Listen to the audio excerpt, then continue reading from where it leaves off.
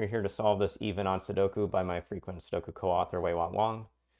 It's got a theme like some of our other puzzles that may help you just learn a little bit more about what's around you. So Cosmos Redshift 7 is a pretty interesting galaxy, so you can give it a Google and sort of see some element of this galaxy type pattern that we're using here.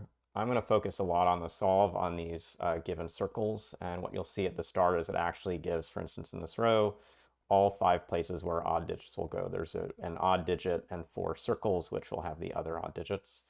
This 9 means 9 is not in the left circles, and this 9 means 9 is not here, so 9 has to go there. This spot can only be 1 with 5. We've got a 1, 5, 7, a 1, 5, 7. We actually now have started this column where we've got 2 givens that are odd and 3 circles, which will be the other odds. So this has to be a 7 and a 5 because all the odds are accounted for. That 7 now means the only space for a 7 back in that second row is over here, and we can put the last 7 down in the spot.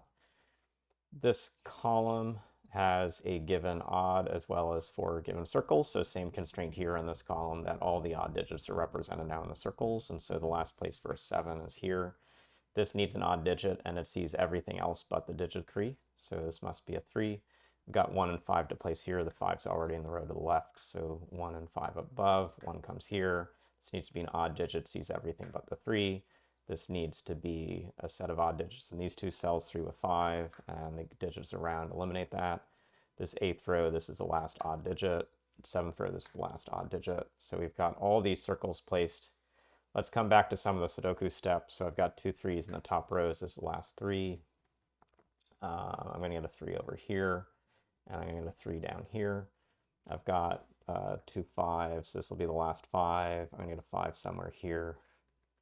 I'm going to get a 5 right up here and a 5 here. In this box, we've got a 4 and 6 to place, and actually both of the digits around eliminate where those can go. Got 2 4s here, which means this must be an 8. The last spot, our first 6 and 2 are just given by what's around it. This 8 comes across and must be here. We get where we've got 4 and 8 in these 2 cells, 2 and 6 in these cells. We got a 2 9 to place in the bottom. This 4 spot for the 9. The 2 goes in here. We're left with a 4 8, 4 8. So one thing to see is we've got these 4s as a pointing pair to force a 4 into these cells. It's not yet very useful, but it could become useful. It's the last spot for a 6 in this space, and we've got 6s here. Actually, look that I've got another pointing pair of these 6s, and these 6s will block off those columns. So this is the last space for a 6 in the middle box. We've got in this top right corner 2 4 and 8 to place. The 2 and 4 both see this cell, so we've got 2 4 coming down here. That's going to place this 2. It's going to place this 2. Going to put 2 2s here. A new set of pointing pairs come up. These 2s eliminate all the spots in these columns. This 2 is already given, so this is 2, 2, a 4. This 4 comes over here. In the space we're going to 8. That's going to force this 8 4, which forces this 4 6, which forces this 6 2, which forces this 2. So that's pretty good progress.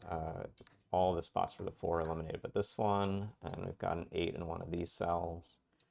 But as I come over to this third column, 8's the last digit there, so this 8 comes up, 8 comes up, 8 with 4, 4 moves 5. Got good progress there. Need a 7, and this is the last spot for a 7, so 5, 1, those are all forced. 5 comes into these cells. We have to get a 9 into the grid, and that's going to have to be in these 2 cells in the center box. So this is a forced 9 here, which moves the 3 up, pushes the 1 down. Last spot for a 1 and a 3. Puts in a 3, 5, 1. That 5 gives a 5, 9.